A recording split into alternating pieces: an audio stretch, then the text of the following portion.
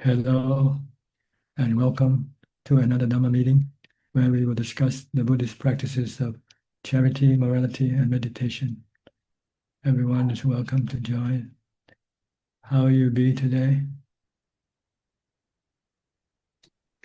I'm fine, thank you, Prajan. Okay. Good to see you. Good to see you too, Prajan. Everybody else too. Okay, who's next? Who's first tonight?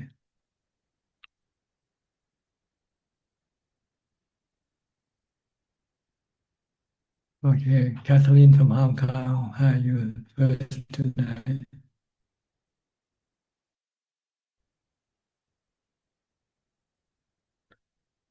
Please unmute your microphone. Good evening, Prajan. Yes, how are you? I'm good, thank you. I'm just joining here to pay respect to Dhamma Ajahn and also to listen in and learn from your teachings. Okay, you're welcome. I'll go to Quang Hui. Thank you. Quang, Yeah, Ajahn. Can you hear me? you have to speak louder, please. Yes. Can you hear me clearly? Yes, okay now. Yeah. Thank you, Ajahn. So tonight I just have one question. That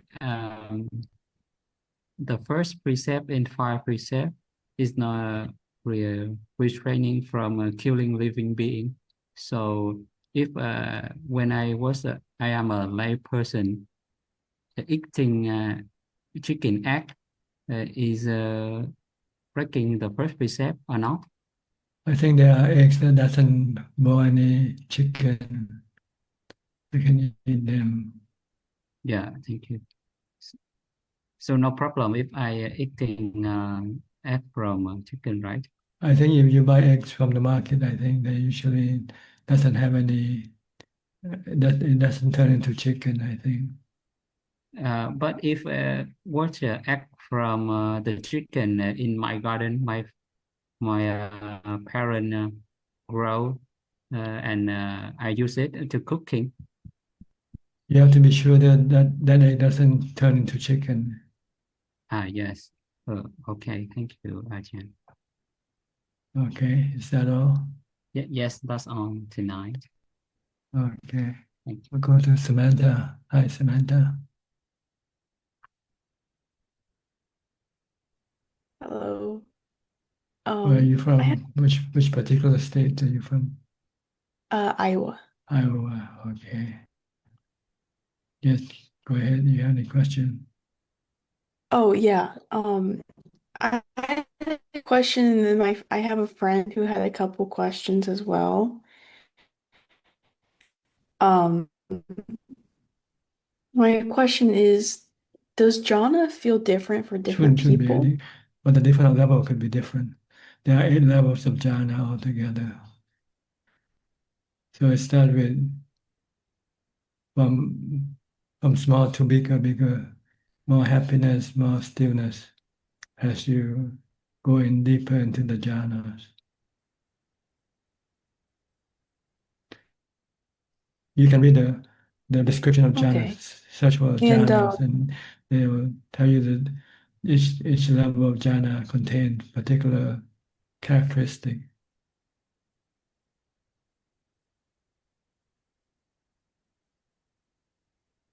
okay. And my friend was wondering, for like stream winners and once returners, they already cut the lower feathers. If they're reborn a human, do they have to cut the feathers Not the one that they again? already have Or cut. This is permanent. Yeah, they'll be so they would born as just a be born, Sotapanna stream entry. oh wow, like as a kid?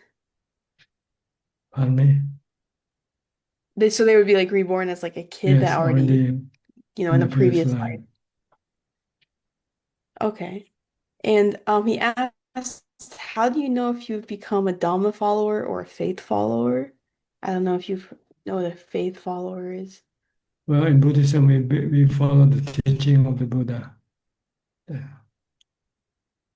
First, we have to have faith in the Buddha and his teaching and his noble disciple.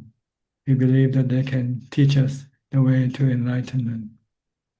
Then after that, we have to practice to prove it, to prove that their teaching is true. Not just plain faith alone.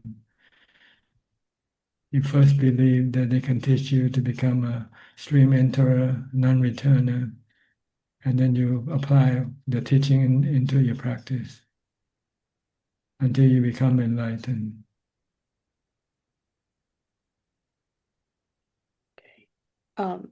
And one more, or he had two more, sorry. He had 4 questions. Okay. I'm not trying to take up all the Doesn't time. matter. We have plenty of time. Don't worry. It's just 2 more. One of them was sometimes the 3 poisons are translated a bit differently. You had greed, aversion, delusion, but he said sometimes it's translated as greed, anger, and delusion, or passion, aversion, and delusion. Are those translations correct, or? They're more or less the same, I think. Greed means you crave for something, you want something. This is greed. Anger or hate is when you dislike something and you don't want that particular thing. So you can translate it any way you want. What delusion means you're not seeing the truth. You are deluded. You see a cat, you see a dog to be a cat, for instance. This is delusion. Okay. And the last one was he said that monks are forbidden from talking about if they've attained jhana and the prohibition against talking about attainments. Is that the case? No, they are prohibited from announcing that they have attained a certain level of enlightenment or jhana without actually having attained. If they have attained, they can say it, they can tell other people about it. I mean, don't claim something So that you don't you have. are allowed to talk about it if it's actually true. If you know it, then you can talk about it. If you don't know, then it's better not to talk about it because you can be misleading other people. I see. Am I able to ask you? You can, but I might not be able to answer it. No, that's fine. I think that was all my questions for today. Thank you very much. Okay, you're welcome. Good to see you and talk to you. Hope you come back again. Yeah, I More will. questions, Thanks. probably. Okay, Probably. good. Thank you. Next, Dutch. Okay, Dutch, you're back again.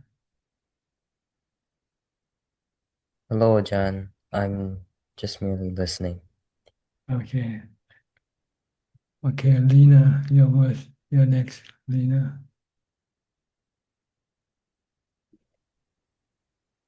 Good evening, Where are Ajahn. you from? Where are you from? From Russia, from Nizhny Novgorod. I was at your monastery this spring. Yes, I remember now. Okay, Mhm. good. I have a question. Can you Yeah, say? go ahead.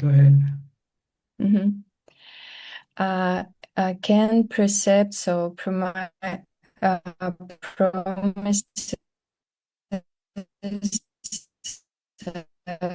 from past lives be an obstacle for the practice? My Precept, practice can be an obstacle.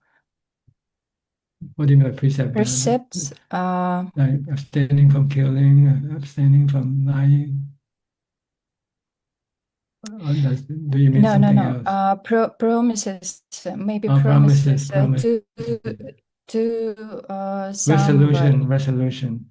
You might have made resolution you want to become a Buddha yourself, for instance. This can obstruct your becoming enlightened in this lifetime because you won't follow the path that the Buddha taught you to do in this lifetime, you want to postpone it and do something else first, like helping other people before helping yourself, then this can be an obstacle to your enlightenment. See, there are people who believe in making resolution to become a Buddha themselves. So they have to help other people first before they can help them make themselves enlightened. So they won't have the time to go practice alone and become enlightened. But you can change a resolution, you can change your promises and say, I made this resolution because there was no Buddha to teach me then. But now I met his teaching, then I better take up his teaching because I don't want to go around in rebirth for more times than necessary. So you can change your promise. Mm-hmm. What about the promises to other people, other human maybe, From past life or in this lifetime? or on this time, this life, or maybe at past lives? Well, past life is lives. already gone, so you don't have to worry about it, you know. Okay. But if you make promises to people in this life, I think you have to fulfill your promise. Mm-hmm. What I have to do? Well, if you can fulfill, you just tell the person that you cannot fulfill the promise. Mm-hmm. Okay. Okay. Okay. This is good enough. Thank you. And I have a question about my practice. I practice Anapanasati, and there are I feel some light, some warm feelings, and I know that when I feel it, my concentration is good. But when I don't feel light or maybe good feelings, some good feelings, I practice no good, and I haven't concentration. Yes, someday your mindfulness can be strong, and someday it can be weak.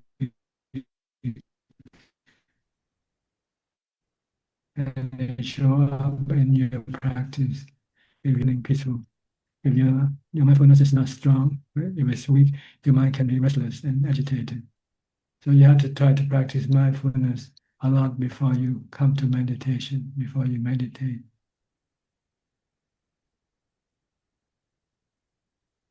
You know how to practice mindfulness? Just be mindful of a mantra, Bhutto, Bhutto, as you go about Yes, I doing the practice. thing. Yes, I practice all day. I'm trying to practice all day. Maybe these feelings, light can be an indicator that I do or In the right not. direction. When your mind is restless and agitated, you're not in the right direction. Or you haven't yet got there. So yeah, if you're in the right direction,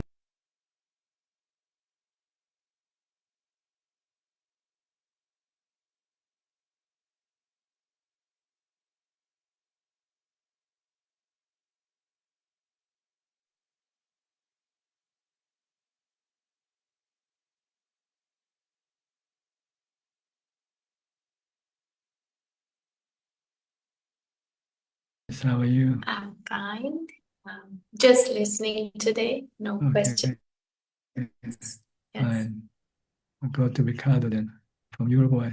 Ricardo? Hello, Tanachan. So good to see you and all the Sangha. Thanks for time your teaching sharing. I have a question, if you don't mind.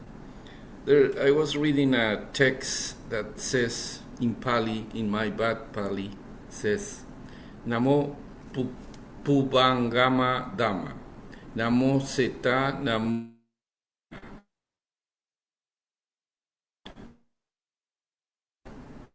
Can you talk about, it talks about the mind, right? How talk about, please? Mind is the creator of Dhamma. That's what it is. The mind create good Dhamma and bad Dhamma. For an unenlightened person like us, sometimes we create good Dhamma and sometimes we create bad Dhamma. But for the enlightened people like the Buddha, they only create good Dhamma. Okay. It's the mind that creates everything. Okay. Our action all come from our own mind. Good action, bad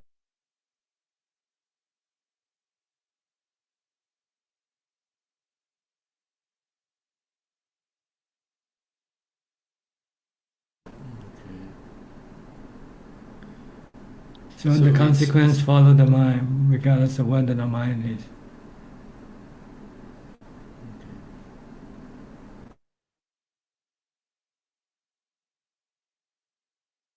Follow the wheels, wherever the wheel roll, the track follow. So the consequence of your karma follow your action.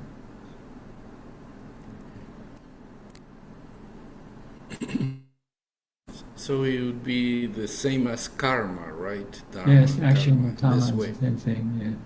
Mental karma. First, you first have to think. First, the mind has to think. Then it tells the body what to do. Go steal a bike, or go give somebody some money. This is example. Okay. When you steal a bike, you feel bad. You feel terrible. You're afraid you might get caught. But when you give money away, you feel good. Yeah. True. That's what it means. Mind is the foreigners of everything. All right. Okay.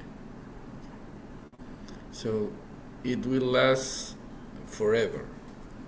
The consequence of the karma? No, the mind. Oh, the mind is permanent. It doesn't die. Okay. It's one of the 6 elements that doesn't die. The other 5 is the earth element, the water element, the wind element, the fire element, and the last one is the space element. Okay.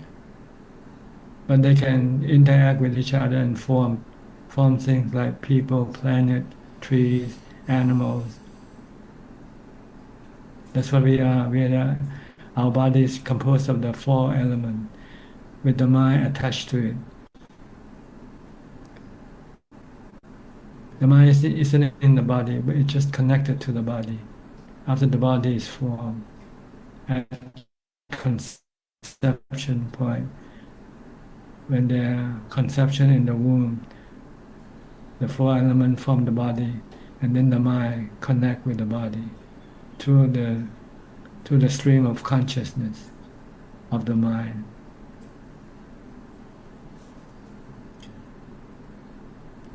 And the mind is the one who tells the body what to do once the body grows up.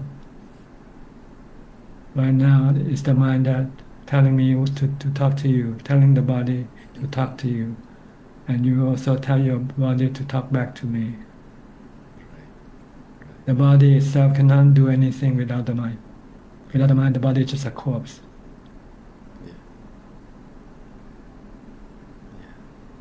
But the body is not the problem. The problem is the mind. The suffering is in the mind, not in the body. Due to the mind's delusion or ignorance, it becomes attached to everything that doesn't belong to it, And when it has to lose it, then it becomes sad or suffer. So don't be attached to anything, because nothing belongs to the mind, to your mind. When you attach, when you have to lose what you're attached to, you feel terrible, you feel sad. Yes. Right. And the way to be able to stop this attachment is through the practice of mindfulness and jhana first. You need mindfulness and jhana to be able to let go of your attachment.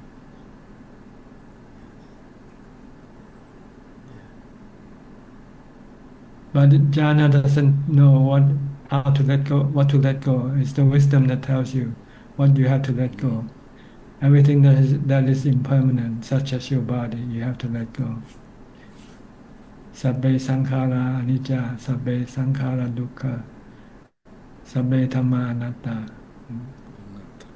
Yes.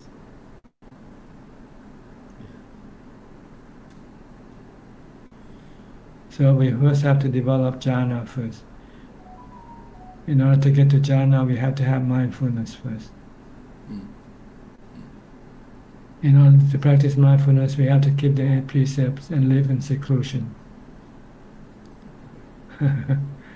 These are the steps we have to take to be able to get to the final step, the wisdom and enlightenment, letting go.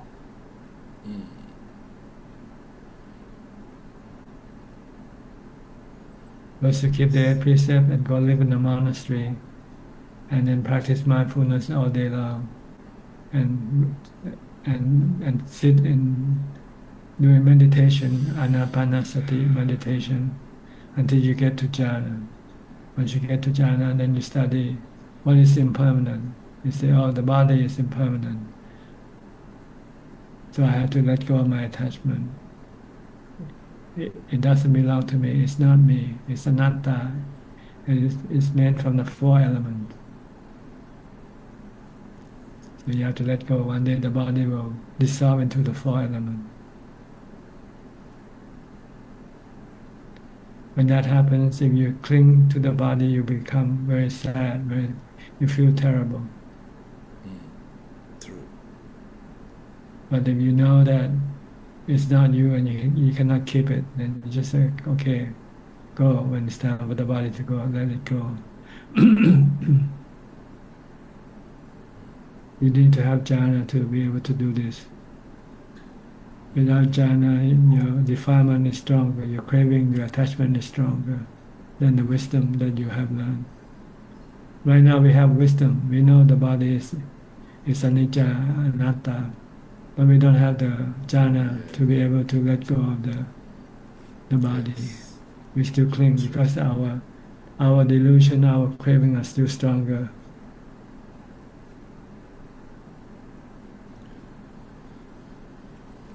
But with jhana, the jhana will be stronger than the attachment, and the jhana can stop the attachment, stop the craving.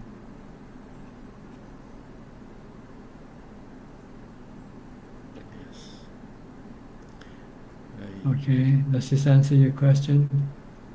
Of course, yeah. You give us the right path, and I can tell by myself that all what you said is true. That sometimes I know intellectually what creates attachments. Right now my mother has cancer and she's bad. And I know all that intellectually, but I'm still attached. So you cannot it's accept true. You cannot accept her departure yet. Yeah. Intellectually, yes, I know anatta, anicca, all that. But you don't have but jhana. my mind sometimes.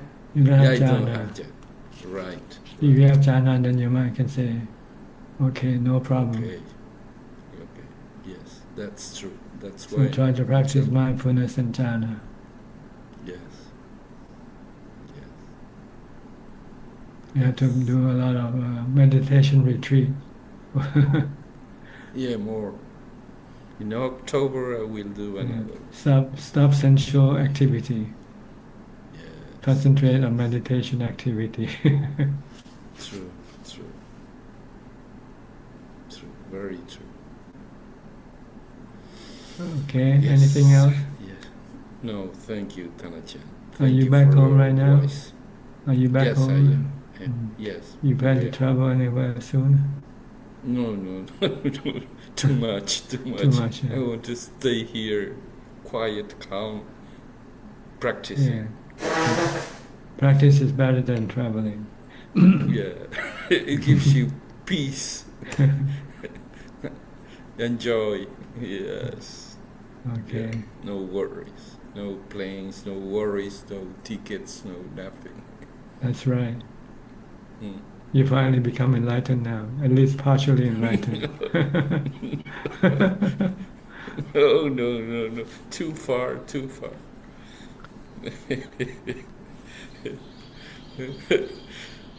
Okay, I'll go to the Thank next you, person Tanajan. now. Yeah, nice to see you. Okay, Be well. you're welcome. Kwan Liman from Malaysia. Good evening, Ajahn. Last week, I'm not sure why Zoom put me on hold and I couldn't get in for a long time. Because I'm we glad. have too many people and we don't have the Um, time to let everybody in and speak anyway. So um, the person will try to figure out how much people can come in to fill the time that we have. If we have too many people, then you won't be able to talk anyway. Or if we talk, then we'll have to extend the meeting further more than 2 hours, which can be late for me. okay. Yeah. Ajahn, when we talk about mindfulness, we are aware of the present moment. We know what is happening within us, and we always start with mindfulness of the body, the gross part. And then when the mindfulness of the body becomes stronger, then the mindfulness eventually go to the final part, like the feeling and the mind. And then No. eventually, No. You just stay with the body.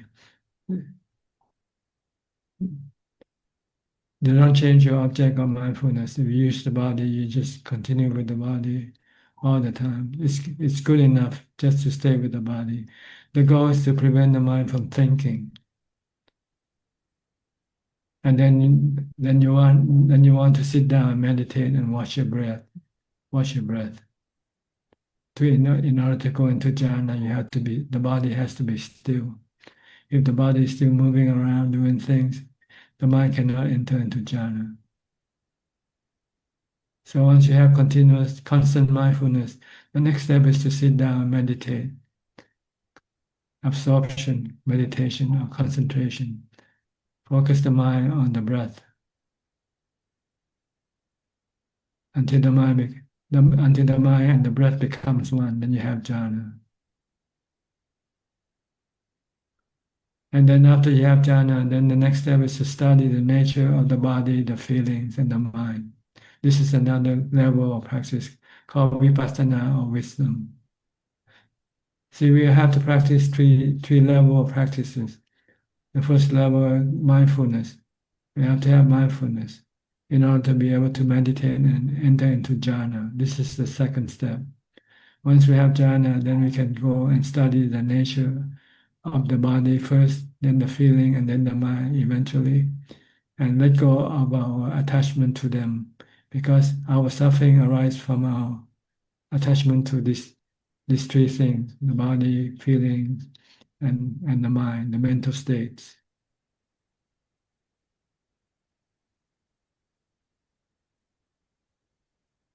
Okay, does this make sense to you now? yes, it's clear enough. Thank you, Ajahn. And Okay. this weekend, I'll be going to the temple for 2 days, 8 precept, and there is a midnight meditation from midnight until 6 o'clock in the morning. Yes, So Visakha Bhuja Day, right? It's Visakha. yeah, but it's mainly on meditation Good, for myself. good. All night meditation. Yes, I haven't tried that before. Yeah. So. Okay, see if you go to sleep or not. Yeah. Yeah. Thank you, Ajahn. You're welcome. Next, Dr. Priyal and Indira. Haven't seen you a couple of weeks. You couldn't get in. Couldn't get in, but we listened to you. You're very popular. Uh-huh. Yes, but we listened and we learned. We learn, yeah. You give us a clear path, which no ambiguity. There's no thinking of it could be that, it could be this. It's very clear, straight. Yes, lots of Ujupatipanno, this call. The Sangha is Ujupatipanno, and you have that great quality of Rijumi is straight, like no wavering, straight path. Thank you for your comment. You're welcome. You deserve more than that, but more than that. But honestly, that's all we can come up with. Yeah, humble opinion, because we were also meditating, doing things like everything with going to so many places. But after we met you, and even other people say, no, this is you learn this, you learn that. Doesn't matter. Like you practice, you have it, you know. And what you say is very clear. You don't have to learn everything. Yes. So thank you so much. Thank you. Thank you. One comment, I think what Samantha asked about the Dhamma follower and the faith follower. Now, each of these four, may I say that? That's okay? Sure, go ahead. Each of these four stages are enlightened. Sotapanni, that is stream enterer, once returner, non-returner, and Arahat. They have precursor. That's called eight people. That Attapurusa Pudgala. So pre-Sotapanna, that the person who is traveling the Sotapanna path and who has attained the path, like that. Each one has yes. So the Dhamma follower and the faith follower belongs to the one who is walking to the stream entry, not stream entry yet. So they are the precursor, the earlier part. What the difference is in the Anguttara, they talk about in the sutra. It's a sutra, Samyutta Nikaya 25.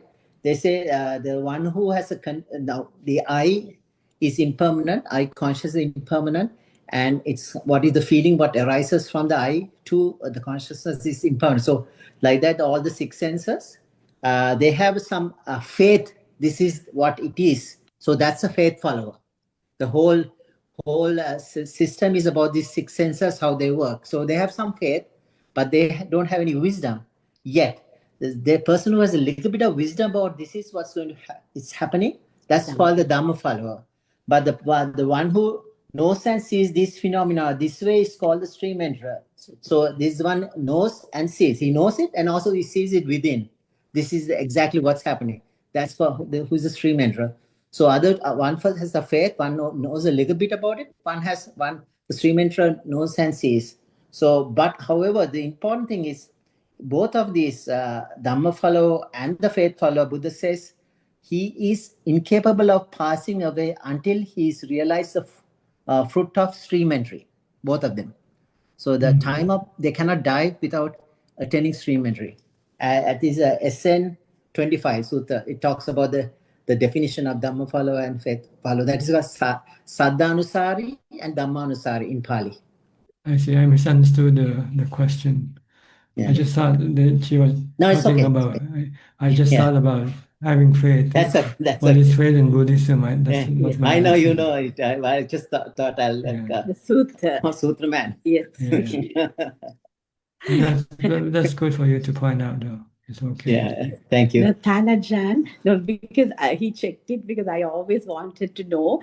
I mean, Dhammanusari and Saddhanusari, whether they're going to be born just like that, the next birth or at the time of death. So he found this sutra for me. It very clearly says you cannot pass away without attaining stream entry, these two.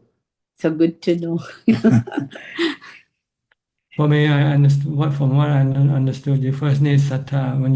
If you're not enlightened, then you need to have faith in someone who is enlightened. Exactly. Then you follow the teaching. That's right. You become enlightened. Then you become enlightened. Then you don't have to have sattha anymore. You see the truth. Yeah. So saddha is number one. You're right. Saddha, virya, sati, samadhi, prajna. Those are the five indriya dharma or the power, the spiritual power. Spiritual, it becomes spiritual powers, and later it becomes stronger. So without saddha, you can't get to prajna, like the last one. So sati is in the middle, balancing everything. So virya, you need the effort. That's good. That's good. Yes, Okay. thank you. Sorry, I Thank you. just had to No, too much it's, talking. it's good. It's good. You know, I always like to have additional input to what I said. Yeah. Or sometimes I might misunderstood the question. and That's answer. No, of course, no, understand. Jan. No, you said it clearly, but Yeah, this said it is clearly. I just want to clarify with the theory part. Yes, Tanaja. Because honestly, like that's what I always tell Pial. I think we must have done lots of good karma to meet you in this birth. And because like I said, though we were meditating, like nobody told us. Rujupatipanno. Yes. Rujupatipano, exactly how to. So we are so grateful to you. And Thank the you other so one thing I want to add, I think Ricardo asked about the first, that's a twin verse of the Dhammapada. You said, Mano Pubbangama Dhamma, Mano Setta, Manomaya, Manasasya Pasannena. That's just like the ox following the cart, the wheel follows. If you do bad things with a bad mind, that will follow. If you do good things with a good mind, it's like the Shadow. never departing shadow. Shadow always follows you. Good things follow you. So that's a twin, the first twin verse of Dhammapada. Mind is a forerunner, yes. Yes. It's the one who did the karma and Yes, reap the intention. consequence of its karma. Yeah, Yes, intention, Tanaja. not the mind, yes. Yes. Okay, that's good. Thank you so much. Thank you. Thank you so much, Tanajan. You're welcome. Nice to see you and talk to you again.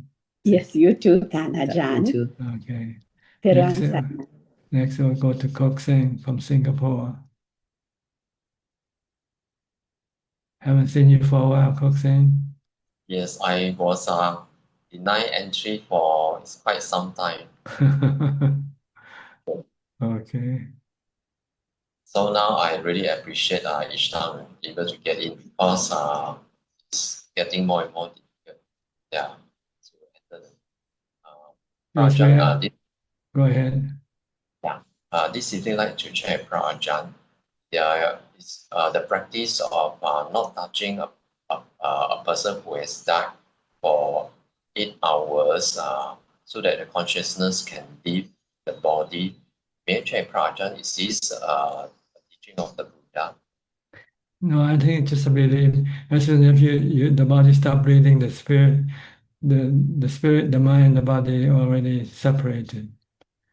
And the mind goes according to and reap the consequence of the mind, karma.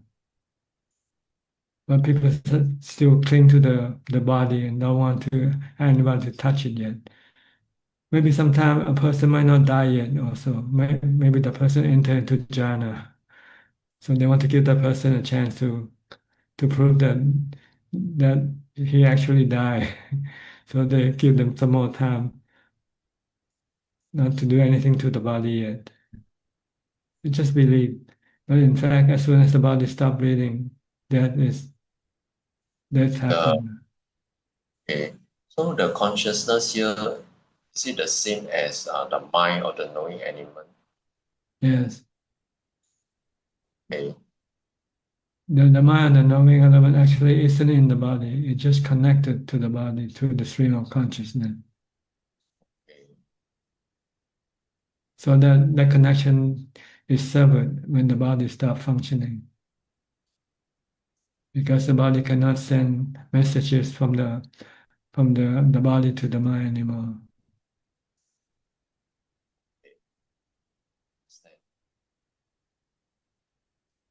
Okay. Okay, that's all. Yeah, thank you, Ajahn. Okay, you're welcome. Next, Rahini from the UK.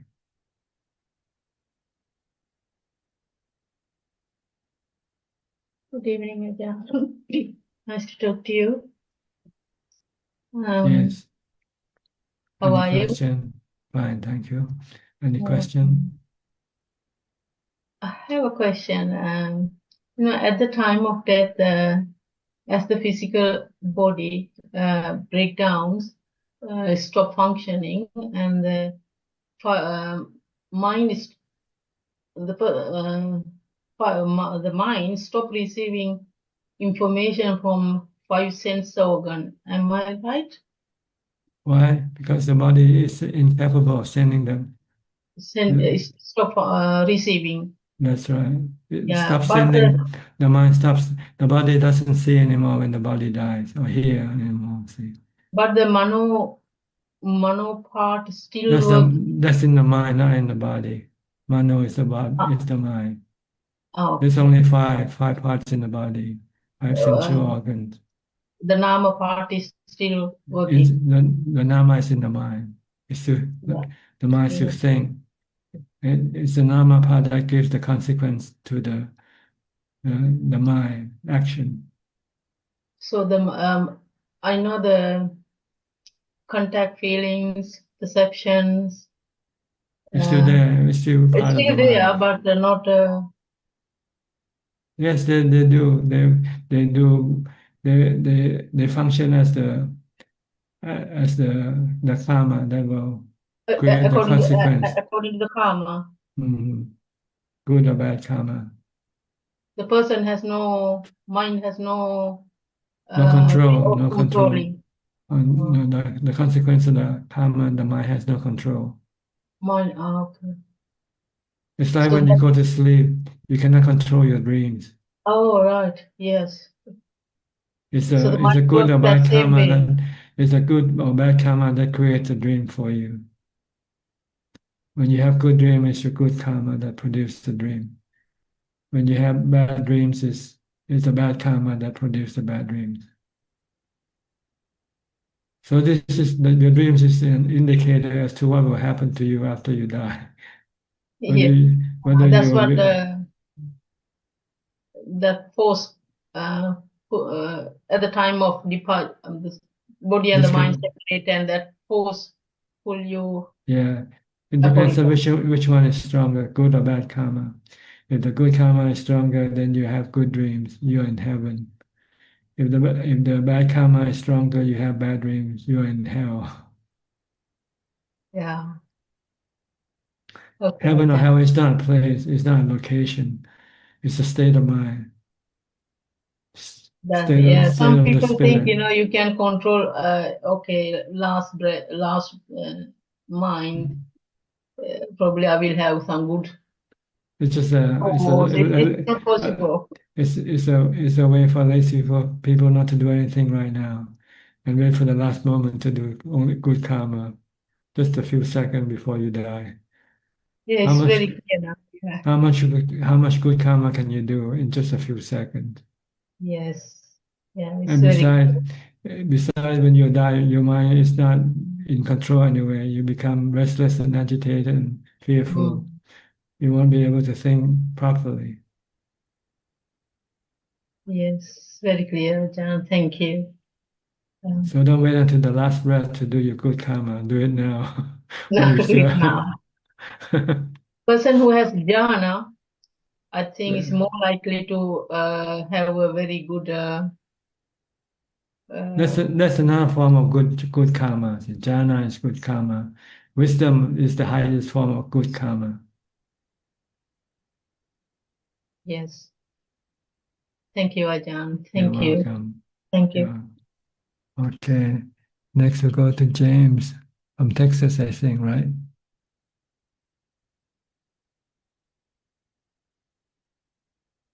Yes, Ajahn. I'm from Texas. Where about? Houston, Dallas? Dallas. Dallas, Near closer to Dallas. Dallas, near Dallas. Yeah. Fort Worth, Dallas, Fort Worth. Yeah. Okay. I had a question. I took the refuges and the precepts over a Zoom call with a Ajahn. Does that still count, or like, do I have to do it in person? You don't really need to do it with anybody. All you need to do is do it to yourself. Tell yourself that you want to keep the precept, that's all. The reason why you go to a monk to ask for precept is because maybe you don't know what the precepts are. So it's the duty of the monk to teach you the 5 precepts or whatever precept you ask him to tell you. But if you know nowadays you can study through the scriptures, through the books, So you don't need a monk to teach you what the five precepts are. Anytime you want to keep the five precepts, you just set up the resolution. Today, I'm going to keep the five precepts. And once you do that, then you have to stick to your resolution. That's all. I also wanted to ask, is it true that someone who is on the path cannot die until they attain Sotapanna? No, I don't think that's the correct conception. Anybody who is not yet, even a Sotapanna still has to die. So everybody dies. It doesn't have anything to do with the path or the fruits of your practice. The body is not the mind. See? The mind is the one who becomes enlightened, not the body. Oh, okay. And I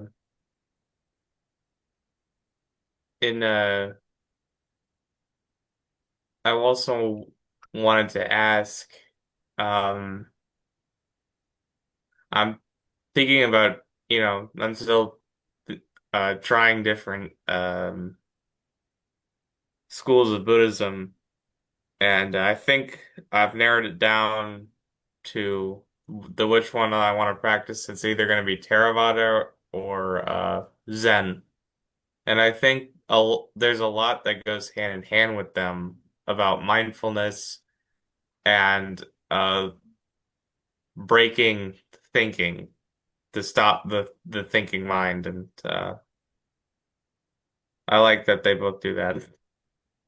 Yes, the Zen teaches the highest level of practice, which is meditation and wisdom.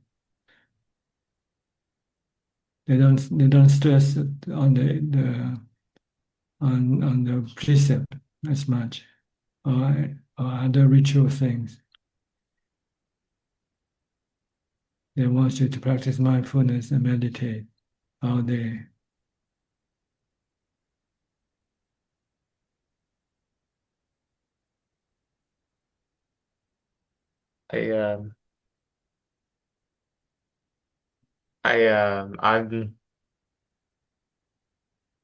I'm very, very glad to be here, and it's quite early here, though. I'm kind of tired, but I'm grateful to be here, and thank you for your teachings, Ajahn. Okay, you're welcome. Good to see you. Yeah, good to see you as well. Hope Okay. everybody has a good day. Thank you. Join us again when you can. Okay, next, Yenso from Penang.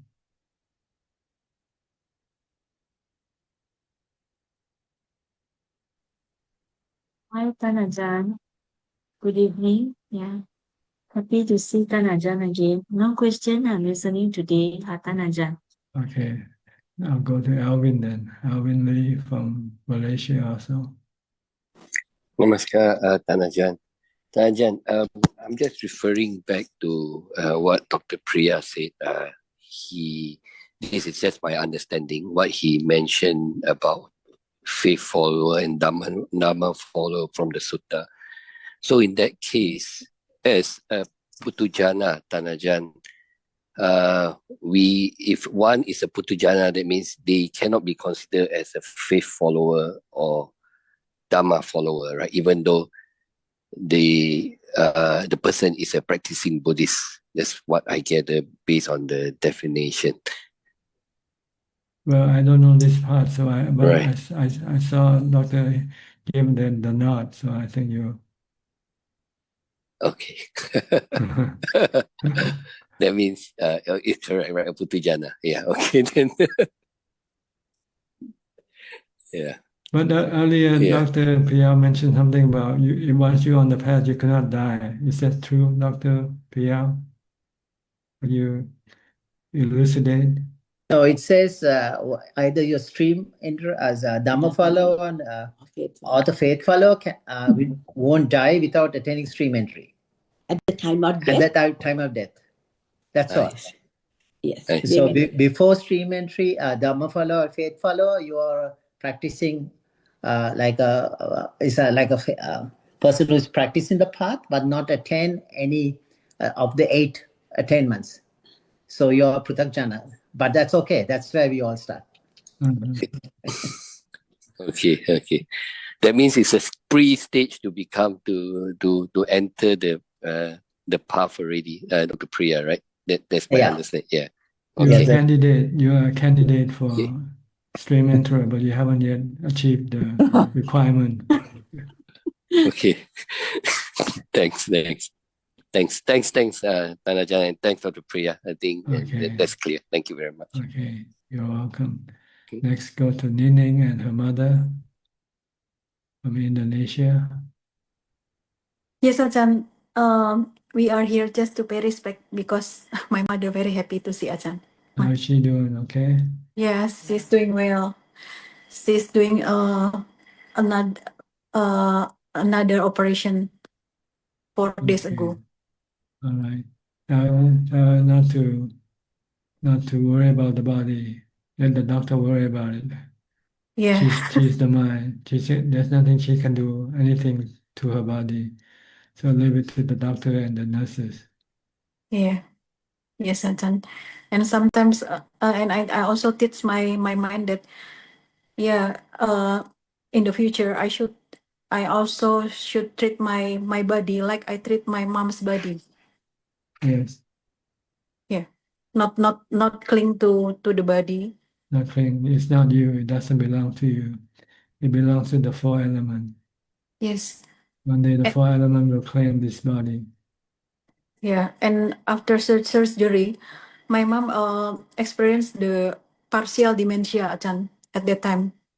And then I said to myself that, oh, so why should I cling? Why should I attach to anything or anybody, when in the end, sometimes they are meaningless, Ajahn. Yes, eventually they just become useless. Yes, Ajahn. Once you become a corpse, nobody wants a corpse anymore. Yeah. This teaches me that I be more ready for everyone's departure. Yes, Yeah, Ajahn. good. Yeah, thank you so much, Ajahn, for the teaching. Thank you, Ajahn. Thank you. Okay, you're welcome. Bye-bye. Thank you. Okay. Next, we'll go to Mike. Mike from New York. Hi. Good evening, Ajahn. I'm just listening today. I don't have any specific questions, but I do want to thank the Global Sangha for your energy and you, Tanajan, for your teachings and your guidance. Okay, you're welcome. Next, Philip from Malaysia.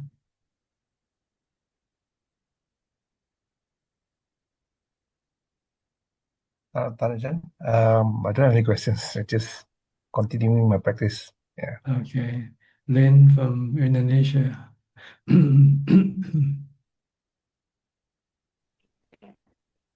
Good evening, Tanajan. I have a question about comparing ourselves to other people's Can you achievement. repeat the question? It's just the signal was bad just now. So. Okay. I've got a question about comparing ourselves to others' achievements. So sometimes I know that if there are mindfulness, this kind of thought can be controlled. But sometimes in our daily life, it's not easy. Well, you have to understand that you're not competing with other people. Your enemies or your competitor is yourself, your defilement. That's what you're competing with. So just compete with your greed, hate, and illusion.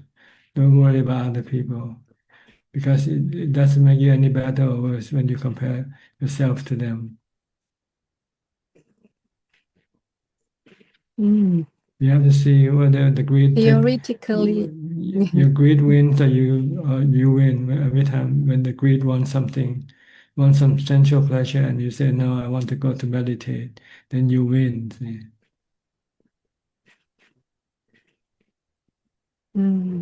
You don't want to lose to your greed, hate, and delusion. Other people doesn't matter. You cannot Okay. you cannot control them. You cannot force them to do whatever you want. But you can force your defilement to stop doing what they want.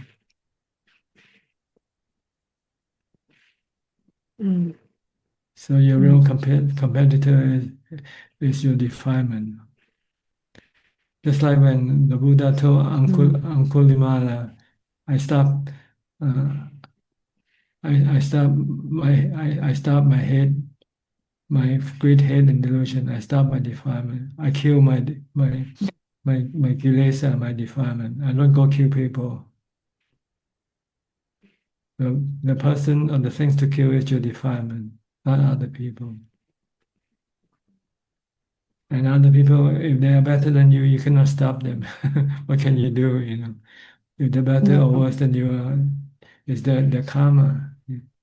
We all have our own karma, and we reap the consequence of our good or bad karma. So we should be more concerned about ourselves and our karma. Which karma are we doing now, good or bad karma?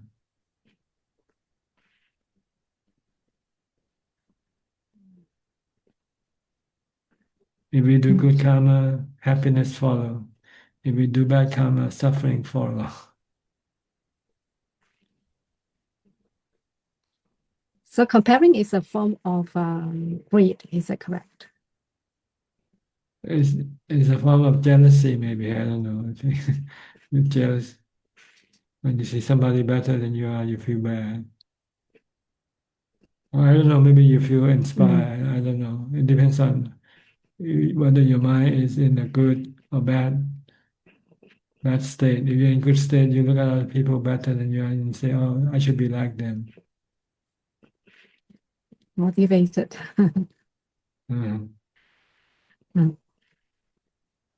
But is that good to It's be better like not to look at other people. Look at yourself better. Because you run into people who are better than you or worse than you all the time.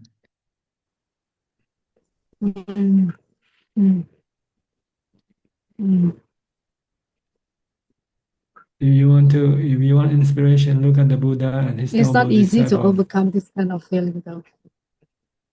Yeah, because maybe this is what you've been trained your mind to do all the time, to compare yourself with other people. And then other people are not the true measure of your true worth. The true worth is your defilement of the Dhamma that you have. This is what you should use as a measuring stick. How much Dhamma I have, how much kilesa I have.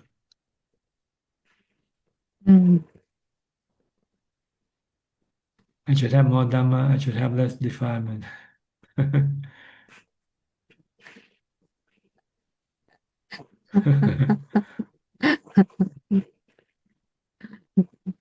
Yeah, maybe this society has trained us to be like that. Yeah.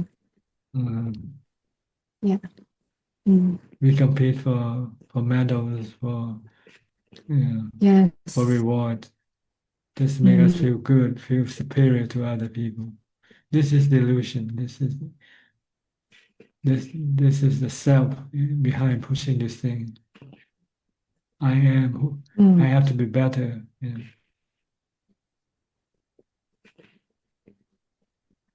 Better than what? Better than other people.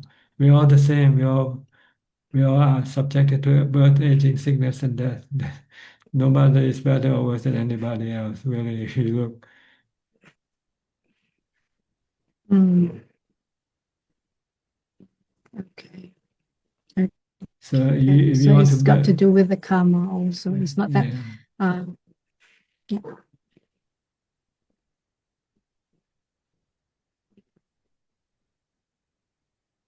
So better look inside and compare and try to improve yourself by getting rid of your defilement, the remaining defilement that you still have.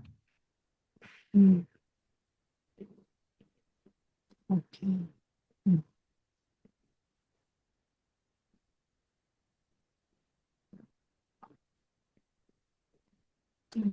Okay.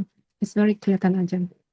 The Buddha said that you should strive to get rid of the remaining defilement that you have in your mind, and strive to develop the Dhamma that you haven't yet developed yet. This is what you should be doing, instead of worrying about other people, whether they're better than you or not. Mm.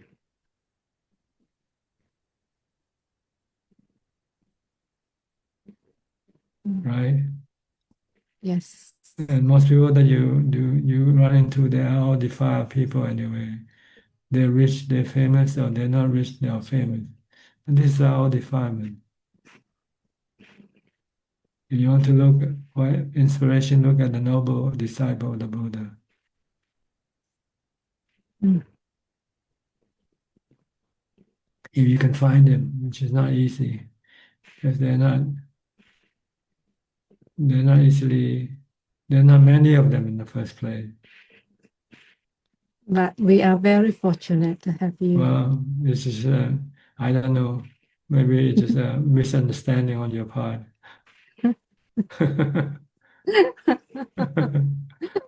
Maybe I'm not who think you I am anyway.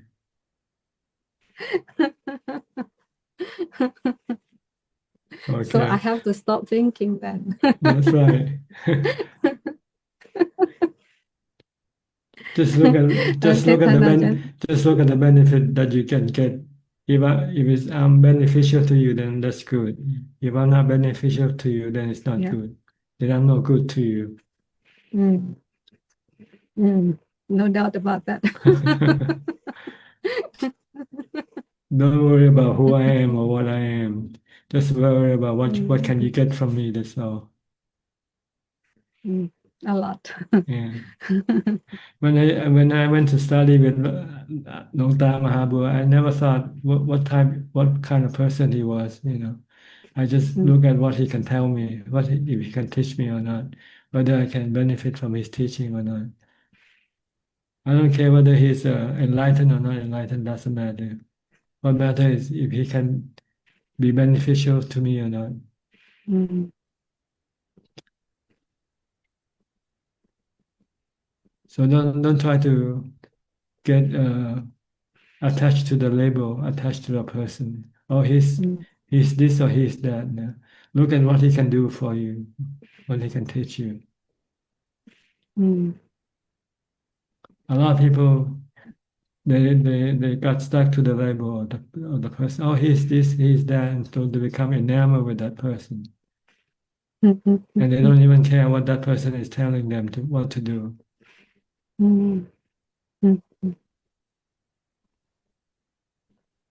Okay, they're just happy to see them, that's all. Let's see a movie star,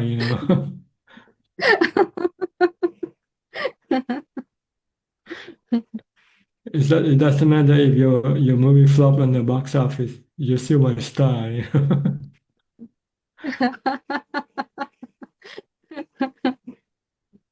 That's true. Okay.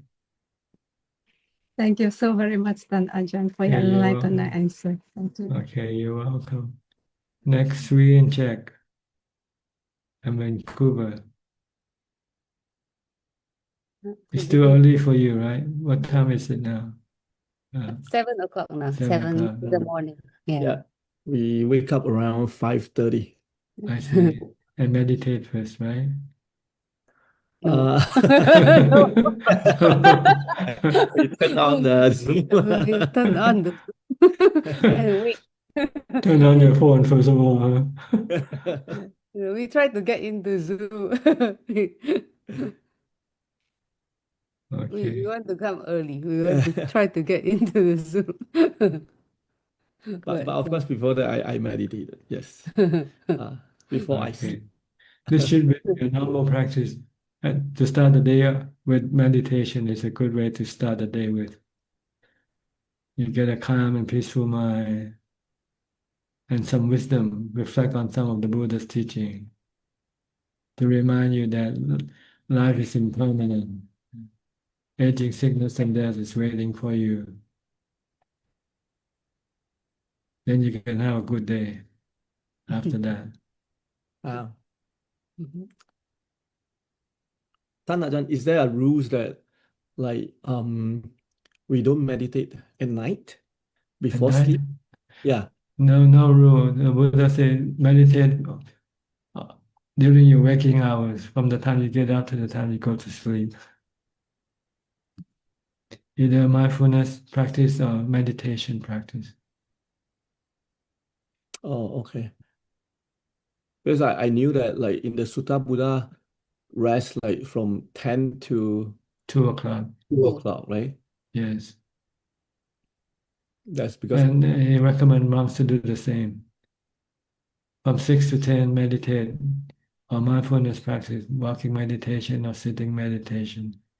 And from 10 to 2, go to sleep. And from 2 to 6, before going on arms round, do more meditation practices. Oh. Oh, okay. And during the day, practice mindfulness. And if you have time or opportunity to meditate, do meditation. So the more you do, the faster you become enlightened. The less you do, the longer it takes for you to become enlightened. So you want to get rich fast, or you want to get rich slow? Fast. Okay, then you do a lot of meditation then. Similarly, like people want to get rich fast, they have to work harder, right? Yeah. Yes. Tananan, lately when I meditate, like I'm fighting restlessness and remorse. If Buddha is not enough, then of course I extend my mantra. What causes like remorse? Guilt, you mean guilt, you feel guilty about something that you have done in the past. And Maybe restlessness. Yeah. maybe because you wish to be perfect or something. Yeah. So whenever you do something wrong, you feel guilty. And then during my meditation, it comes up, right? The thoughts. Then you just tell them that it's already past, it's gone, and try not to repeat the same mistake again. That's all you can do, and leave it behind. The past is already gone. You cannot go and correct it.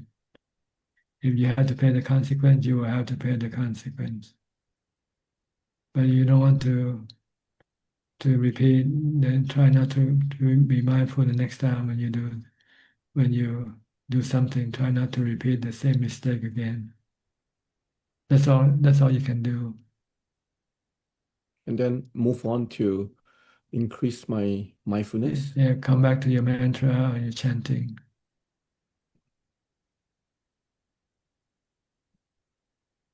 Okay. You And, cannot go back and change what you did. If you break something, you cannot go back and unbreak it, right? Yes. Okay. Because I always think of like Venerable Angulimala, right? But you can always make things better now. Mm. Things happen in the present. Nothing happened in the past or in the future. The future is not here yet. The past is already gone. All you have left is just the present. So just try to do good things in the present. If you did something bad, try not to repeat it again. Okay. And Buddha said like the remorse or guilt and restlessness, they come together. Yes, because when you're remorse, you keep thinking about it. You couldn't stop. You couldn't let go. See. Mm. Yeah. So in order to let go, you have to accept it's already gone. It's like a dream. There's nothing you can do about going back and change it. Only thing you can do is learn from it, learn the lesson from it. That this is not something you want to do again. Mm. And then move on. Okay, then go back to my mindfulness practice. Yeah, mantra, meditation, or chanting, whichever the case, that can help you calm your mind down. Yes. And then is that true that I have to remember, let's say if I use this method, this goes away, and in the future, if it come back again, then we have the experience. You have the experience, you remember automatically. It's not something you memorize, it's something you learn. When you learn something, you don't unlearn it. You don't forget what you learn from practice. If you see a snake, you know it's harmful to you. You never forget. Every time you run into a snake, you got to make sure you don't want to get close to a snake.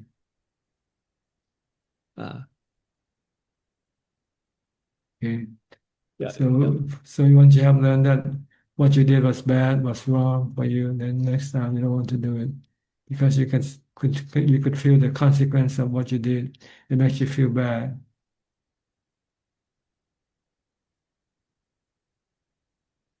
And you don't want to feel bad, so you don't repeat the same thing again. Then you won't feel bad. You have to see the consequence of your action. Then this you don't have to remember. It will stick with you forever. If you put your hand on the stove, you know it's gonna burn you, right? So once you do it once, you'll never do it again.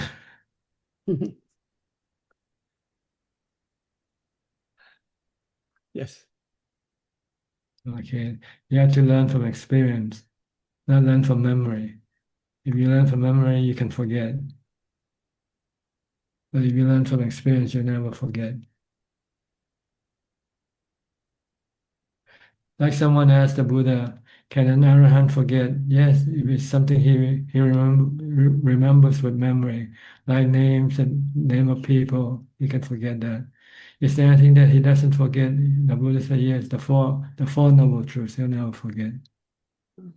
Because he learned it from experience. So anything you learn from experience, usually you don't forget. If this person stole your money, you'll remember forever, right? The next time you see this person, anytime you see this person, Yeah. you stole my money. Oh, you stole something I love. It hurts you, right? When you lose something you love. And that is the experience. That's right, experience, not memory. Right now, it's the memory. We're talking about this now. It's memory. You don't experience the hurt yet because you haven't lost the money yet.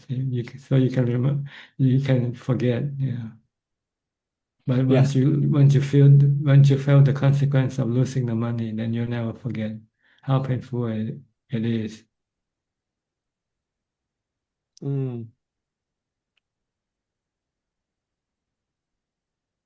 The same with suffering. Okay. Anything else? So far, yeah, there was just I encountered during my meditation. So thank you, Tanjan. Yeah, thank you for the teaching. And you check. How come we all feel the suffering, but we don't really we know that like we didn't think there's like the money got stolen. The money got stolen. Like I mean we felt the suffering, but we cannot really retain. Not enough. Like the experience is there, but I guess we didn't practice, right? We don't know how to get rid of the suffering. See, the goal is the Buddha taught that once you have suffering, if you want to get rid of the suffering, you have to look at the cause of the suffering. And the cause is your attachment to your money that caused you to suffer. If you're not attached to your money, you don't suffer. It's something you want to throw away already, and somebody takes it away from you. Yeah. You don't feel anything. You feel thankful. Yeah, I don't have to go discard this thing myself. Somebody's doing it for me. Yeah. So you have to find the cause of your your suffering, which is usually your attachment or your craving for something, to something. And if somehow you can turn your mind around and say, this thing is not worth being attached to, it's more painful than to keep it. It's more painful to keep it than to give it away. Then you can then turn it around, turn your mind around and say, okay, I don't care. They can have it. They already took it anyway. But you don't feel bad anymore.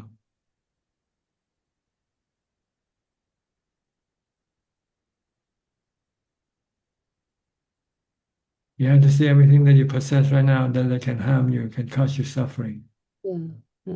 So it's better not to have them if you can. So anybody take it away, then you should be thankful. They're taking away your suffering for you. Like taking your husband away, you just feel thankful. I don't have to worry about him anymore. Once he's gone, you smile. You don't believe me.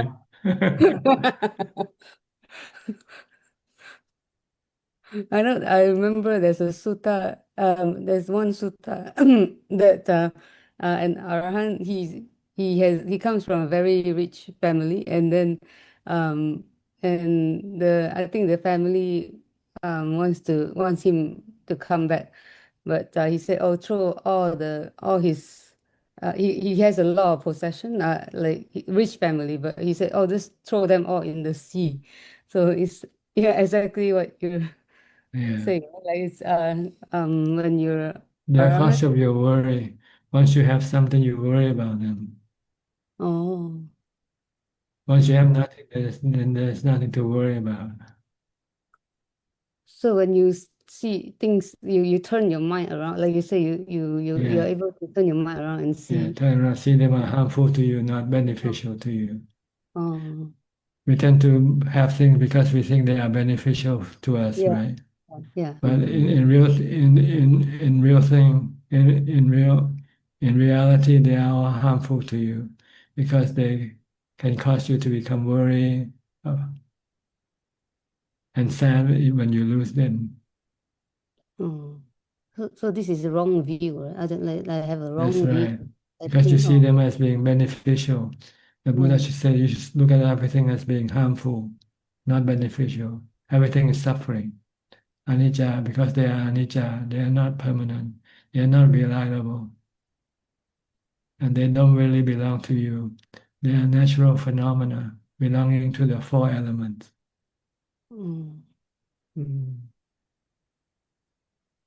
Your body and my body belong to the four elements. They don't belong to you. It's your delusion to think that it belongs to you. One day when the four elements claim your body, then you become sad. The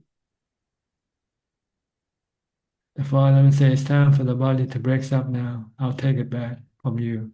What would you say? No. You cannot do that. It's still mine. I still love it. I still want it. But can you stop it though? You cannot stop it. Once the right owner come and claim the possession that you have, you cannot stop or prevent them from doing that. If you willingly let go, then you have no suffering. If you resist, then you have a lot of suffering.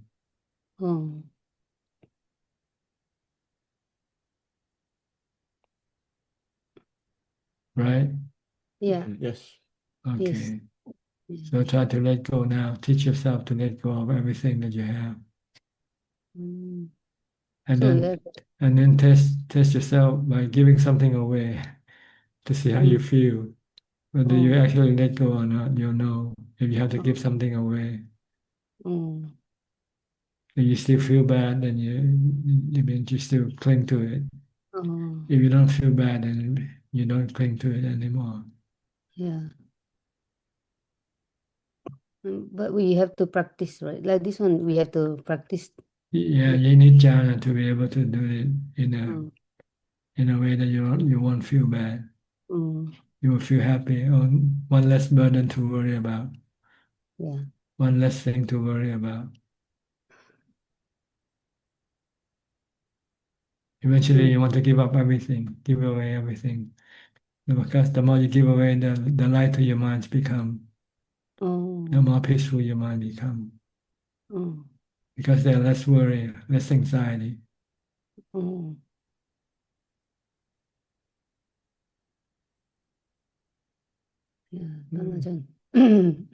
Okay, so this is what charity is here for you to do. Give to charity.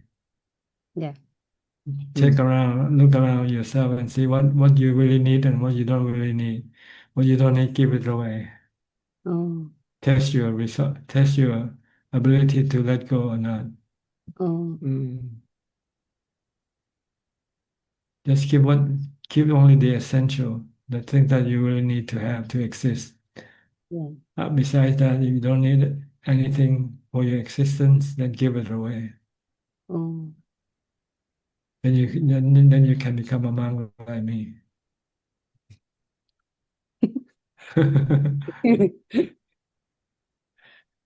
Was it easy for you? Like, seems like you didn't have a lot of possession before, right? Like, Yeah, I didn't have much anyway in the first place.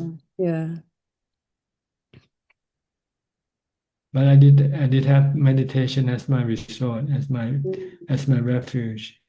So I can rely on meditation to keep me happy. Yeah. Seems like you already knew even before you ordained. You already knew a lot before you ordained. Of course. How else could I practice alone for 1 year? Yeah. And How else could I give up my job and live on 1 meal a day, yeah. live alone, Also, having no social contact with anybody? no social. At that time, you don't have teachers, then, but I know you have. I have the Buddha as my teacher. I have the books here. Yeah. Without the books, I wouldn't be able to do it. And there's the Satipatthana Sutta. Before that, there's the Anicca, the book on Anicca. Everything is impermanent. Oh, Anicca, the book. Okay. Nothing lasts forever. Everything you have that you claim to be yours doesn't last with you forever. One day you have to lose them all. So why keep them? Why be attached to them? Why rely on them? Because one day you'll become sad and suffer when you have to lose them. Then if it teaches you the way to be happy without having to have them by meditation, so you have to replace your way of having happiness from relying on people and things to rely on your meditation practice. The more you meditate, the more happy you become. The less you rely on other people for your happiness. Eventually, you don't have to rely on anybody or anything to keep you happy. Because you can make yourself happy all the time. Through meditation. Okay. Okay. Mindfulness first. Without mindfulness, you won't be able to meditate. Yes. You found the key to happiness. Yes, Buddhism is the key to happiness. Mhm. To Nibbana. Permanent happiness is Nibbana. Jhana is temporary happiness. First, you get to the jhana for temporary happiness. Then after that, you turn the temporary jhana into permanent happiness. Then it becomes Nibbana with wisdom. Mindfulness can give you temporary happiness, but wisdom will then turn the temporary happiness into permanent happiness. So you need to have jhana first before you can have Nibbana. You just cannot go to Nibbana without having jhana. Because you don't know what you're turning into. You don't know what happiness is in the first place. You only know sensual pleasure as your happiness. And you know you cannot turn it into permanent happiness with sensual pleasure. Because sensual pleasure is always temporarily impermanent.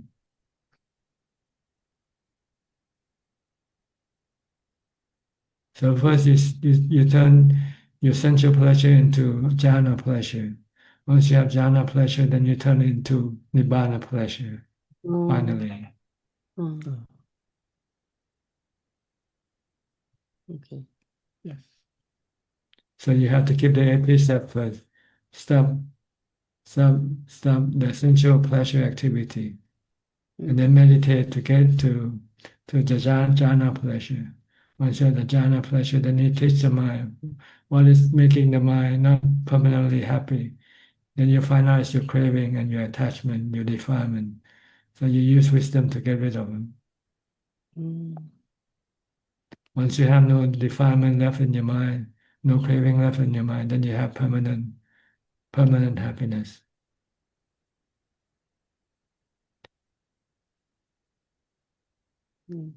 Yes. Yes. Okay. Three simple steps. Keep the precept, practice meditation and wisdom. Now we are trying every weekend, at least half a day before take our son for activities. Yeah. Okay, good. Then you can increase to 1 day, and then the next time to 2 days a week, 3 days a week. Yeah. And as you go along, you want to increase more if you find the practice beneficial for you. Yeah, it's very good. It really helps with the calming. The mind. Yeah. It's very peaceful. It feels very good. Make yourself less restless and less agitation, more peaceful. Yeah. Okay. It's very beneficial. Yeah, thank you. Thank you, Ajahn, for your teaching. advice. Thank you. Okay, next. Belinda from Singapore. Namaskar, Tanajan. Yes, Thank what you. can I do for you? I listen to everyone sharing. May I share something with Tanajan today? What I observed. Well, it depends on what you're sharing. Yeah. If it's beneficial, then it's okay. If it's not beneficial, then it's not okay. I have Tanajan. It's like a question that the back of my mind. So the orchids flowers today. This linked to Ning's question about comparing. And then there were orchids.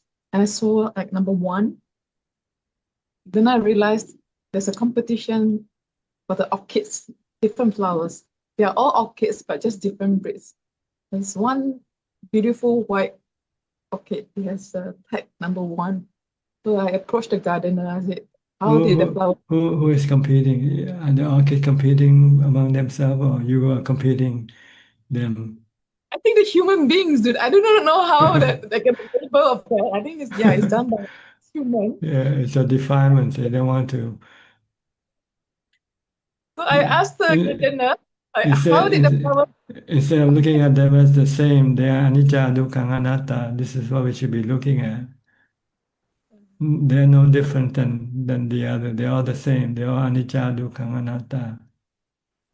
So it's so interesting that the even flowers got beauty contest and Ajahn, like, I know. hey. And then they have money. They have prices. The prices on the orchid then rise according to the popularity, right? Yeah. Maybe it's a reward to the gardener. I don't know. Then I asked the gardener that how long the orchid can hold the crown until it rains or what. So there's a timeline where we rain, maybe we get old, we would die. So you see anicca already. See. Yes.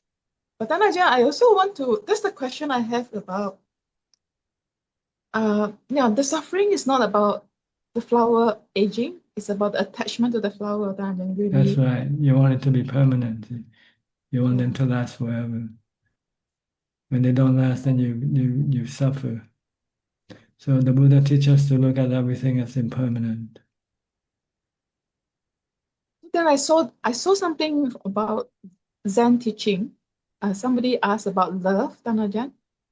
Like when we encounter unpleasant relationship or bad relationship, and then most of the time we get fear, we have aversion towards maybe men, or then we think, all men are like that, or we feel the perception become like, all, I tend to see aversion, Tanajan. Well, you don't have the wisdom to differentiate that people are different. Not all male, and you become stereotyping. See? Yes. So, but then there's the desire to hold like, maybe like there will be beautiful orchid. So the question that I saw in the Zen parable was, the question was like, if you know the flowers are beautiful, does it mean that we do not enjoy the flower? Just because it will rain, doesn't mean we push it away. But the wisdom is knowing that the flower will rain. Really, in a moment from moment, enjoy the flower, the beauty of it. Once you enjoy it, you start to become attached to that enjoyment. So you want it to last forever. See? When it doesn't last forever, then you suffer.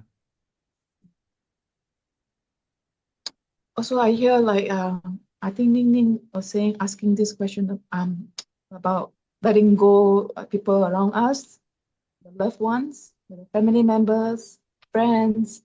Everything is anicca. So as long as we are not yet sotapanna, we still hang on to the body. Yes, so somebody told me that still I cannot cling to the even let body. go. Yeah, I cannot even let go of my own death, or I have not reconciled my own death. Everything outside is still attachment or attention.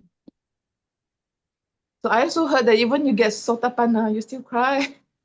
Like about Ananda, when Buddha died, he still cried. But I don't think it's not suffering of crying. It's a cry of I'm not sure what to say. He doesn't suffer when he cry. He just felt I don't know how to explain it.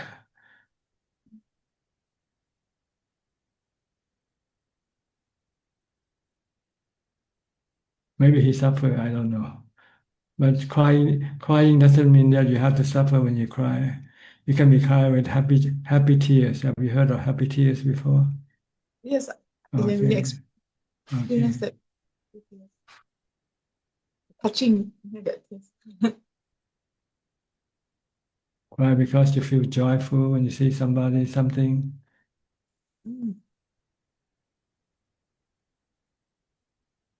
But right now it's that I feel like I'm just moon on the paper. It's like a drawing pattern. My Buddha is on a piece of paper.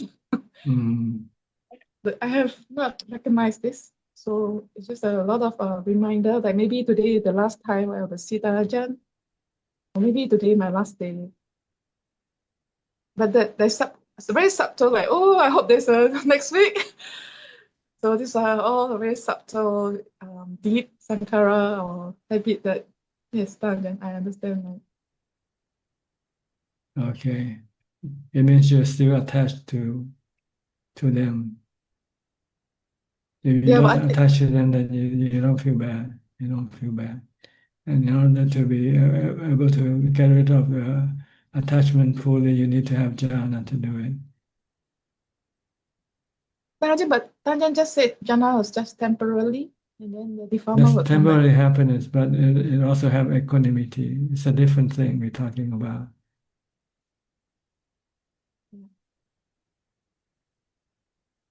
So Tanjan doesn't mean that, like, from what the Zen master or monk say, if we know the flower will bloom and it will also wither. Does it mean that we cannot enjoy the flower, Tanjan?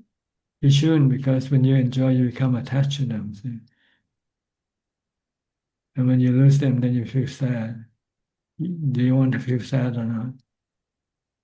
It's easier with flowers, Tanjan, but human being is a bit difficult. Well, it's more difficult. The more you love, the more difficult it becomes.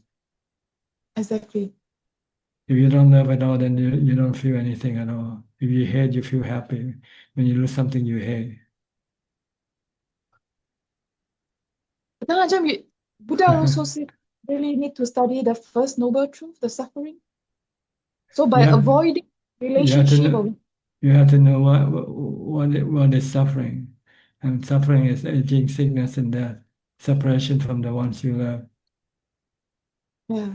So you have to avoid these places, not to go to these places. Don't take birth, then you won't have any suffering. So if you find a so-called love, Tanajan, somebody love, and then you have to have love with detachment.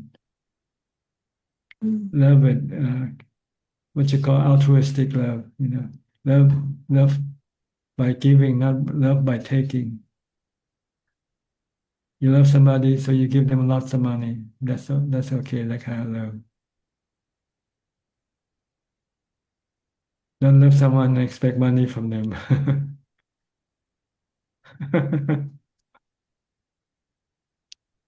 expect what sometimes? Expect love expect someone and money. Expect money from them. Yeah, I feel this point I feel like it's conditional. Like I want like we look out for one another, that kind.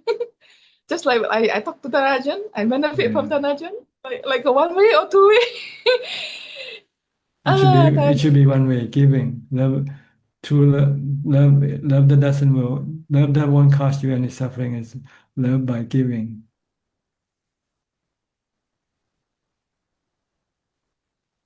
Not by taking.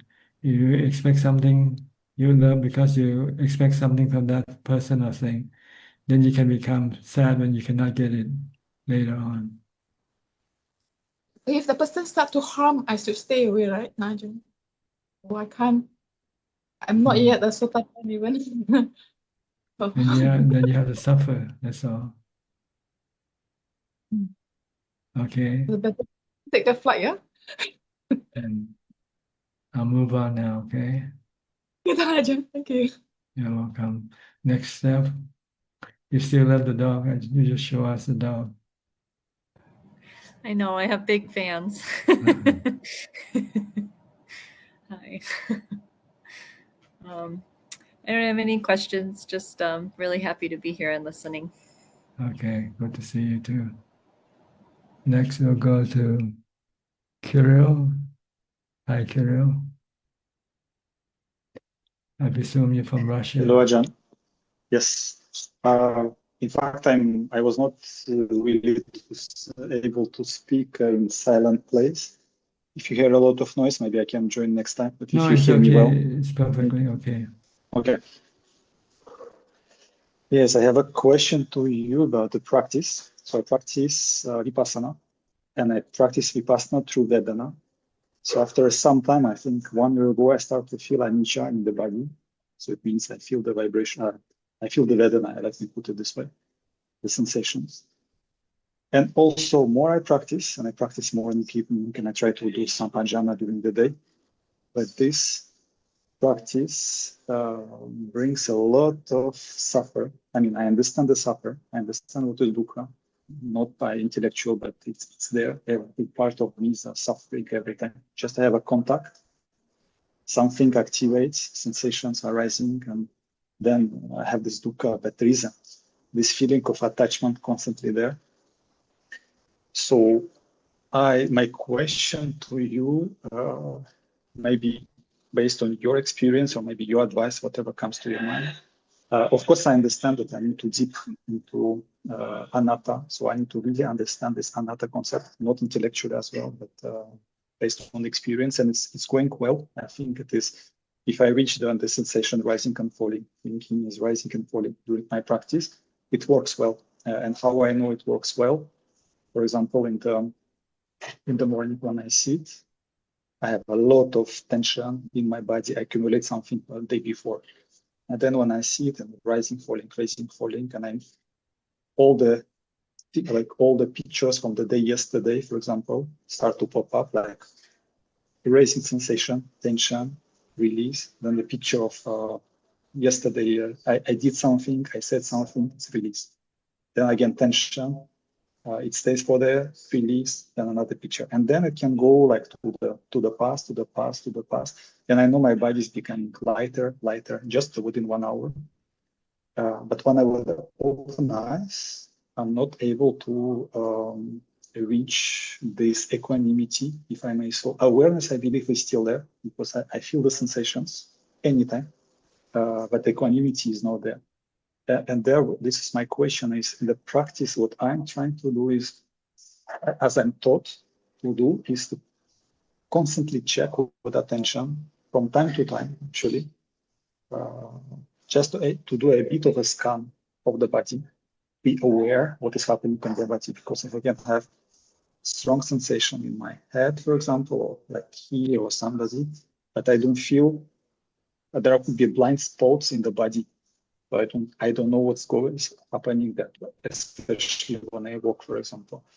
Does it make sense to scan, or it's rather to let it go and to observe as it is?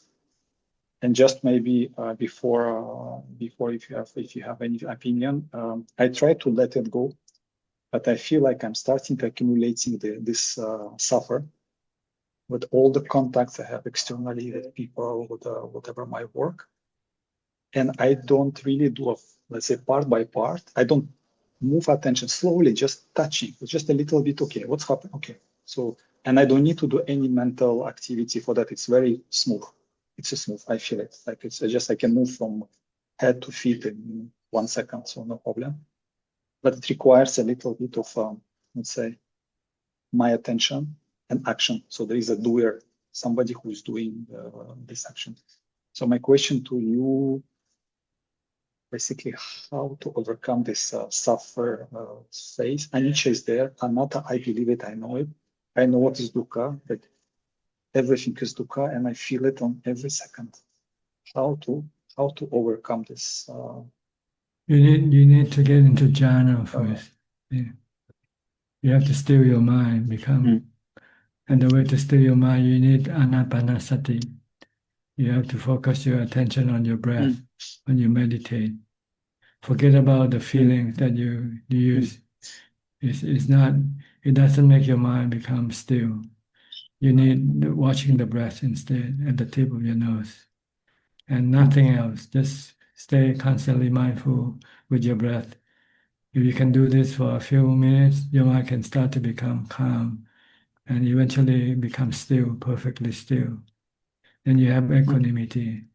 Once you have equanimity, then you can then study the nature of feelings and know that they are anicca, they keep changing. They have good feeling, they have bad feeling, painful feeling, and neutral feeling. And they are anatta, you cannot tell them which one you want. They just come as they like. So if you don't want to have any suffering, you must not have any reaction toward them. You should just remain observing, merely knowing. With equanimity, you can do this. Then you will have no suffering when you have to face all three types of feeling: painful feeling, pleasant feeling, or neutral feeling. You need to have jhana first to be able to do it, to see that the three feelings are anatta. They are natural phenomena that you cannot control. And all the three characteristics, I can feel it even now when I speak. Like it's changing, it's anatta, and it is a suffer at the same time. And of course, they are related. Once you see one, you see the other two. Yes, exactly. And to your point about anapana, when I sit and I practice, anapana is naturally there because I don't concentrate on any point. So I just know I'm breathing, and this is the breath, and it's constantly there. And this is the Vedana, and it's exactly Vedana in the meaning of Vedana. I feel it in the body. Yeah. You only want to concentrate on the breath alone, no Vedana to okay. Stay with which one is object. Possible. Yeah, but which is possible, I think, maybe some hours, but Vedana is constantly there. I cannot stop it. It's not under my control, but I can constantly move just knowing the breath. Constantly move attention. So you attention want the goes by. mind, you want the mind and the breath to become one. So you have to focus on the breath only.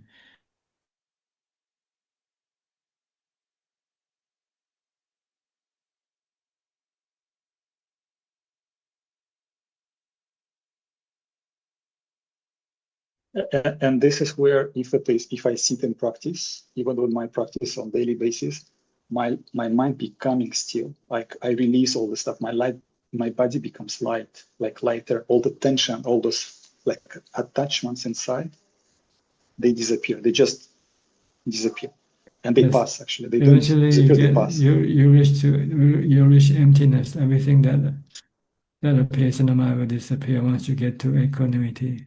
Once the mind becomes still, then you have emptiness, nothing else left. My first experience, like first of all, this rising and falling, that all the things start to raise and pass very fast, like very fast sensations, very fast Vedana, like very fast moving. And then, of course, the body dissolves. It's the first step. And I guess the later stages would be the mind, which is I'm not there. But my main maybe point is that when my eyes are open, the suffer is constantly there, and I cannot have a channel. And it's very difficult. It's a difficult in a way. It's okay, It's all I'm already get too used to it. It looks like I'm trying to find the way. My mind tries to find the way, but I'm not able to find the way. Like, where's the exit of this constant suffer, like constant changing feeling? Attachment. You attach to them. Once you attach, you want them to be with you all the time.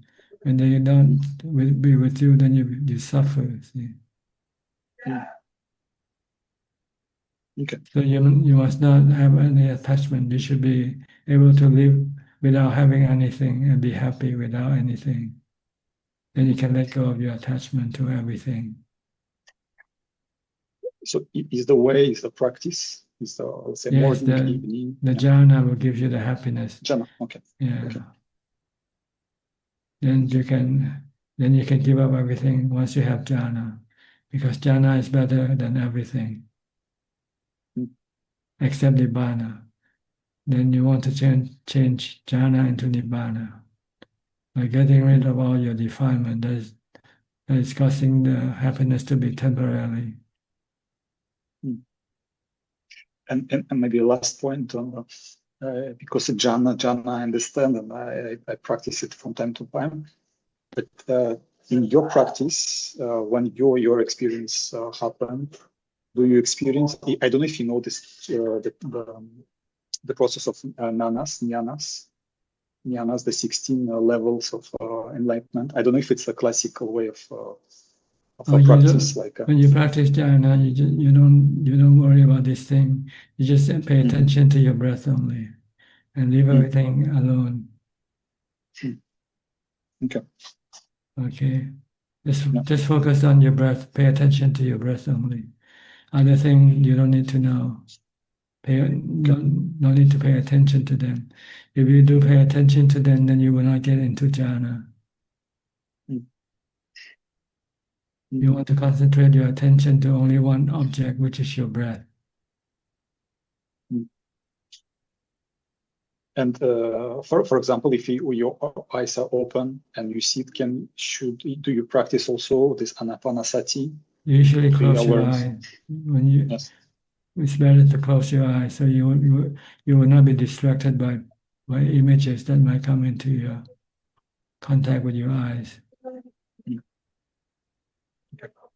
Okay. Thank you, Ajahn. Is that all the question there? Okay, no more question, huh? Yeah, thank you. Okay, good. Okay, I think that's all the people we have in the room. So we'll go to question from home now. How many questions do we have today, B? Namaskaran, Prajan. We have 6 questions tonight. I'm going to start with the first 2, which came from Facebook.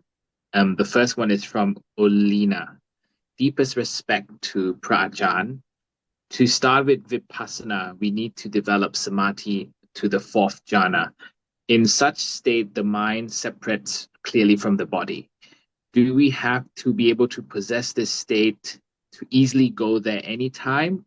Or is it enough when the body and mind are still? For example, the breathing is subtle and the heartbeat not sensed. Peaceful state and meditator may have sensations, the body not fully shutting down. Could Prajan please advise? When you practice jhana, you want to develop equanimity from jhana. The more jhana you have, the stronger your equanimity when you come out of jhana. The equanimity is the ability just to remain not reacting to anything. So this is what you want to develop, a lot of equanimity, so that when you see things or hear things, you don't have any attachment or attraction toward or aversion for them. You're just merely knowing. So once you have this ability, then you can study the nature of your body, for instance, and let go of your attachment. Because if you cling to your body, then you will get suffering when you have to lose your body. Okay. Thank you, Prajan. The next question is from Lee Tekhwa. Hi, Thanajan. In Mahayana Buddhism, there is a Ksittigarbha Sutta which touches on filial piety. It's mentioned that whoever studies this sutta will gain immense merits. Is there a sutta in Theravada Buddhism which touches on filial piety as well? Thank you. I don't know. I'm sorry. I don't know too much about the scriptures. I think filial piety is a foundational Confucian virtue emphasizing deep love and respect for elders and parents. I'll give this to my friend Dr. Piao. Do you have any answer to this question? Can somebody unmute his microphone? I don't study the Mahayana. I think the texts were later on. This sutta text came on, but the Theravada is the most known as most scholars as the original words of the Buddha. Is that all? Yes. We don't know about this sutta. Yeah, the Mahayana Sutras I never studied, and it's post-Buddha. It's considered a Lotus Sutta or that after the time of Buddha. I see. So Mahayana can add something later on. Yeah, That's what they say. We don't know. Most scholars believe that. Yes. Okay. Maybe this is the answer for the question. Oh, yes. Thanks, Dr. Pia. I think it's very clear. Thank you. Okay. Moving on to 4 more questions from the inbox. The first one is from Sarasi. If there's no permanent self, how does karma continue into one's next birth? Is it simply because of our belief in a self? No, see, the karma is created, and the consequence of karma, one who received the consequence of the karma is the knowing element or the mind. And the knowing element is just an element, just like the water element, the earth element. There's no self in them, but they can still feel the consequence of their karma. It's the knowing element that can produce the karma, and it's the knowing element that will experience the consequence of the karma that they produce. So it has nothing to do with a self or no self. It's just this is the nature of the knowing element. It can create good karma or bad karma, and it will also be the one to reap the consequence of the good or the bad karma. Good karma create good feelings. Bad karma create bad feelings. In the knowing element, which is us. We are all the knowing element, but we don't know it. We call ourselves the body instead. The body is not us. The one who is behind the body is us. The one who tells the body what to do is the mind. The mind is us. but we are not permanent. We have no self. We are just thought. We think, we feel. Understood. Thank you, Prajan. The next question is from Nita. A stray cat in our neighborhood gave birth to 4 kittens. The kittens are still drinking the mother's milk, but are old enough to live on their own or be adopted. Is it good karma if we find home for the kittens so they are safe and get food and medical care? Or is it bad karma as we are separating them from their mother? Should we help them with adoption or leave them to their luck on the street? Well, if you want to become enlightened, you just leave them alone. Everything is anicca, dukkha, anatta. Let them face their own consequence of their own karma. Understood, Prajan. The next question is from Jacob. Is it correct that mental illness goes along with a lack of mindfulness? Therefore, it is very important to develop mindfulness when you are mentally ill, even though it might be difficult. It's probably almost impossible when you're mentally ill to develop mindfulness, because when you're not mentally ill, it's hard enough to develop mindfulness. So once you become mentally ill, it means you don't have much mindfulness left at all to develop it in the first place. So don't wait until you become mentally sick to develop mindfulness. You should do it now when you're still able to develop more mindfulness. So maybe we could say mental illness is a cause of karma from previous lifetimes. Which was caused by the lack of mindfulness. Understood. Thank you. And the last question also from Jacob. Even though I have a lot of trust in certain enlightened teachers, I am doubtful that the method they teach are the right ones that suit my character. Do you have any advice on how to find out which practice method is the right one for me? By proving it yourself, try each method yourself and find out whether it works for you or not. It's like test driving a car.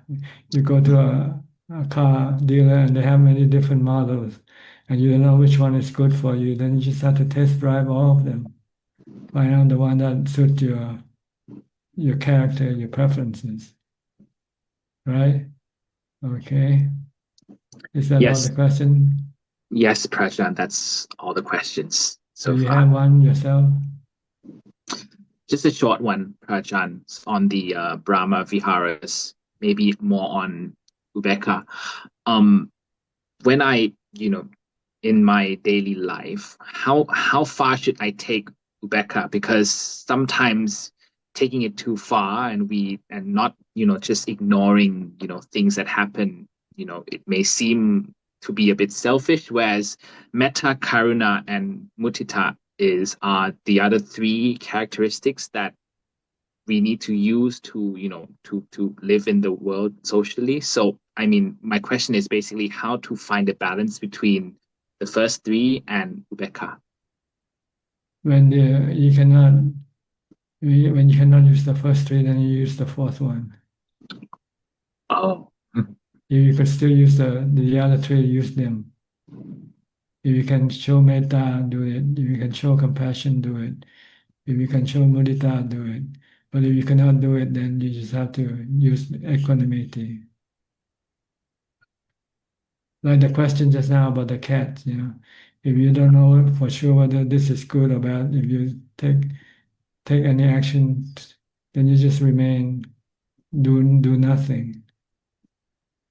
Because you don't know whether you're going to hurt them or not by doing. So if you don't know for sure that it will be beneficial for them, then it's better not to do it because you might harm them. Yes, I find it's a dilemma. I mean, even when reading the question myself, I think it can turn out either way. If I help the cat and then we don't know what happens to it afterwards. But if we leave it and then we find out it got ran over by a car, for example, maybe we have guilt afterwards. So I think it's a tough dilemma to manage. Well, it's not your fault, is it? If they get run over by a car, it's them who run toward the car themselves. It's not you who pushing them toward the car. No.